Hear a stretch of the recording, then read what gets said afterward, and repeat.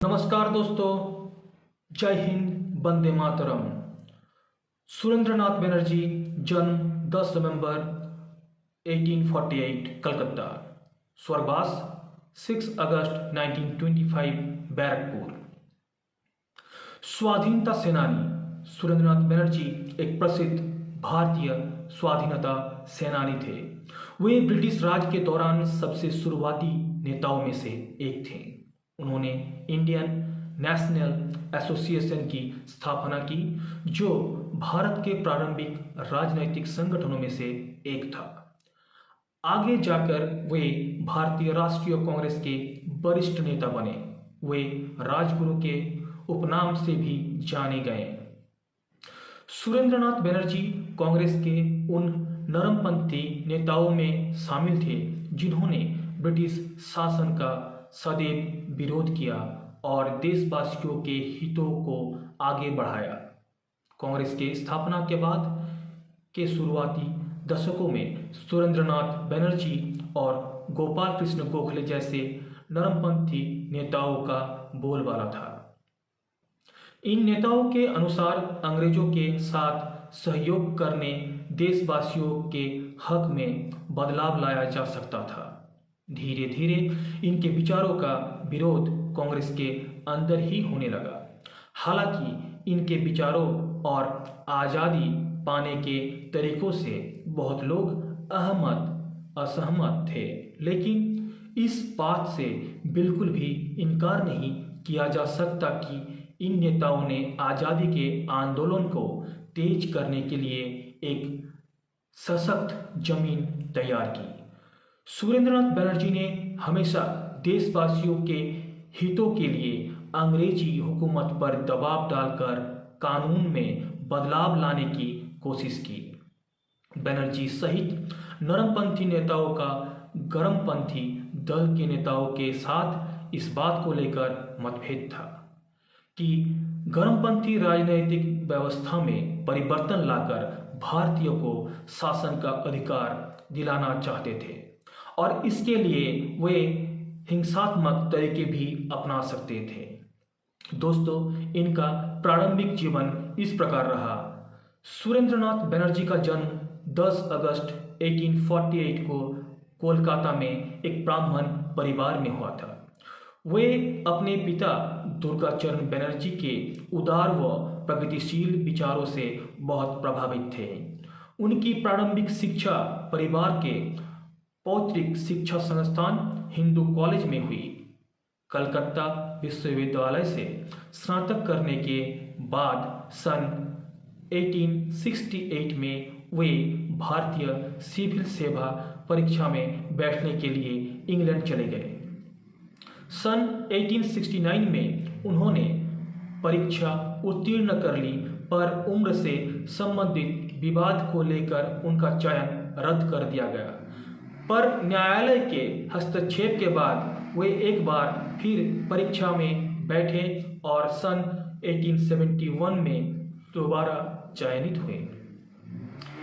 दोस्तों, चयन के बाद उन्हें सिलहट में सहायक मजिस्ट्रेट बनाया गया, पर ब्रिटिश प्रशासन ने उन पर नस्ली भेदभाव का आरोप लगाकर उन्हें सरकारी नौकरी से हटा दिया।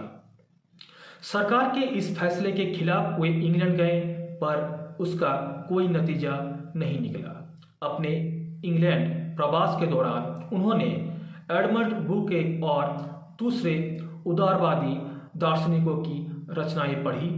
इससे उन्हें ब्रिटिश सरकार का विरोध करने में सहायता मिली। दोस्तों, इनका राजनीतिक जीवन इस प्रकार रहा। सन 1875 में भारत वापस आने के बाद वे metropolitan institution, free church institution और रिपन कॉलेज में अंग्रेजी के प्रोफेसर बन गए।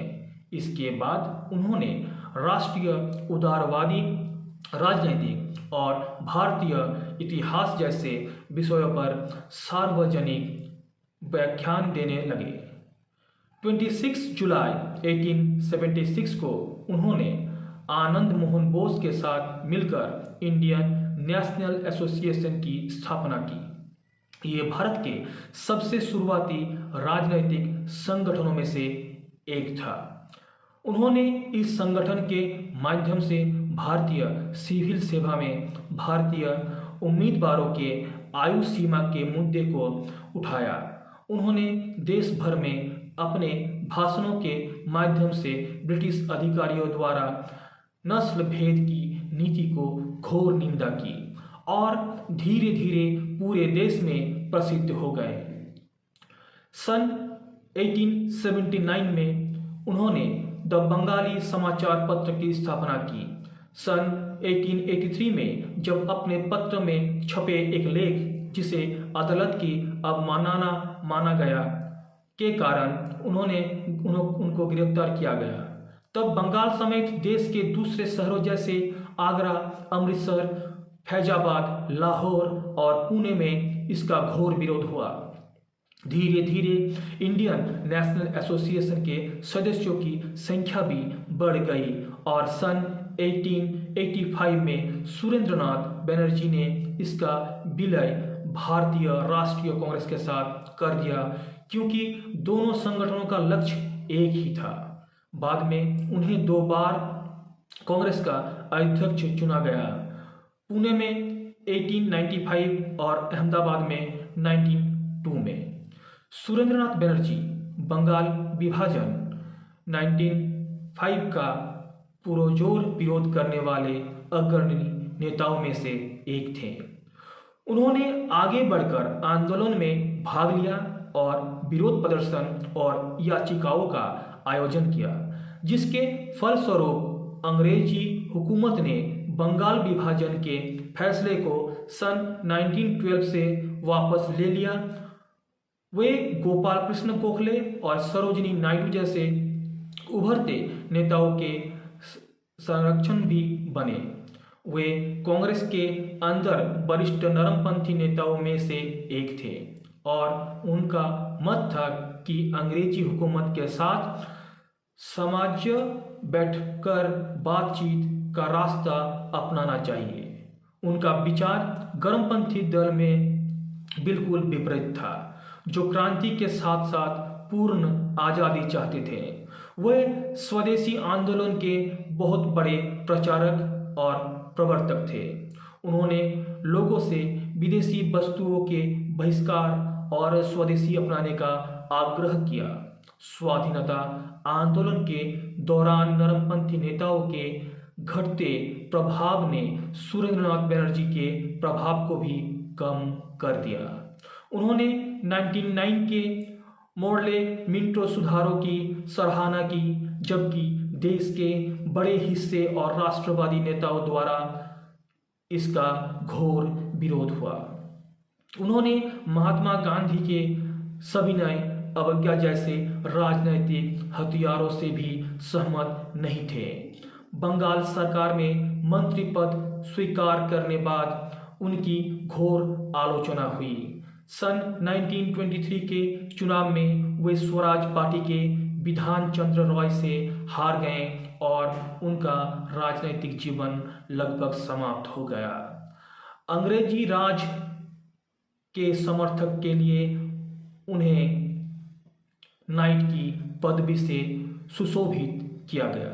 बंगाल सरकार में मंत्री रहते हुए उन्होंने कलकत्ता नगर निगम के ज़्यादा लोकतांत्रिक बनाया। भारतीय राष्ट्रवाद के निर्माता रह चुके, पहले इंडियन नेशनल एसोसिएशन और फिर भारतीय राष्ट्रीय कांग्रेस के माध्यम से सुरेंद्रनाथ बनर्जी ने भारत में राष्ट्रवाद विकसित करने में महत्वपूर्ण भूमिका निभाई। उन्होंने देश के शासन में अधिक हिस्सा लिया जाने के लिए कई दशकों तक संघर्ष किया, पर बदलते समय के साथ राष्ट्रीय आंदोलन स्वाधीनता की मांग में बदल गया, जो सुरेंद्रनाथ की कल्पना से परे था।